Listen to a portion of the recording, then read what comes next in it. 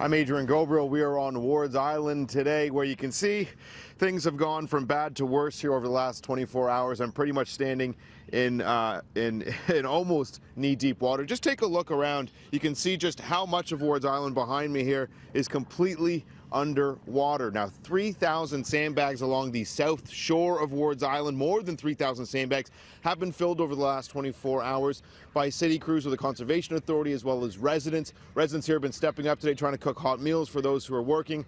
Other residents have been grabbing sandbags, throwing them in front of their homes, trying to do whatever they can to keep the water out.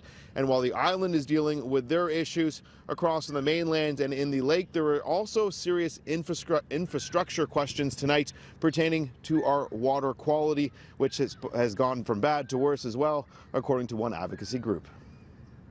These levels were yesterday when we sampled them. They were 10 times higher than government standards for safe contact, meaning that people who come into contact with this water are likely to get sick, a waterborne illness. You can contract a virus or you can get a rash. 10 times higher. Yes.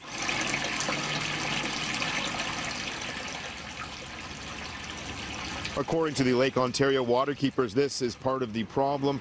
You're looking at an outfall in the beach. Its purpose is to take any floodwater on our roads and sidewalks into the lake. However, because lake levels are so high, the water is running in instead of out, mixing and pulling raw sewage into the lake. Kristen Tully says the city should be sending out water quality alerts.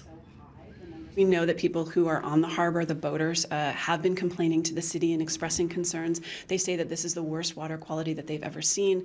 Our sample results show that this is the worst water quality that we've ever seen. So it's really important that the city start being very open and frank with the public about the sewage contamination when we have floods and heavy rain. According to Tully, this is just one example of Toronto's inadequate infrastructure to deal with our more extreme weather systems. The city says there is a plan in the works to improve the current system.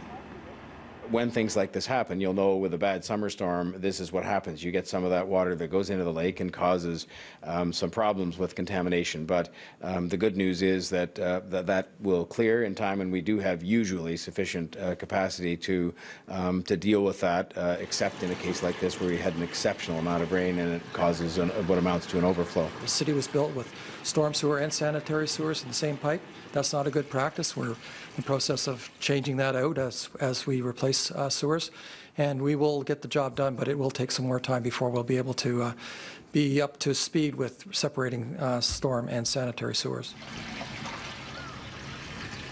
It's expected to take at least another decade for all those sewer pipes to be upgraded. CityNews has reached out to Toronto Water on several occasions this week with questions regarding infrastructure capacity. This afternoon, Toronto Water responded in a statement saying water quality can also be poor in embayments with little circulation, such as the ship channel and in the inner harbor during rainfall events, reflecting the influence of the Don River and combined sewer overflows. Now, the city adds generally that these lack of impurities and poor quality gets a little bit better as you head out into the lake.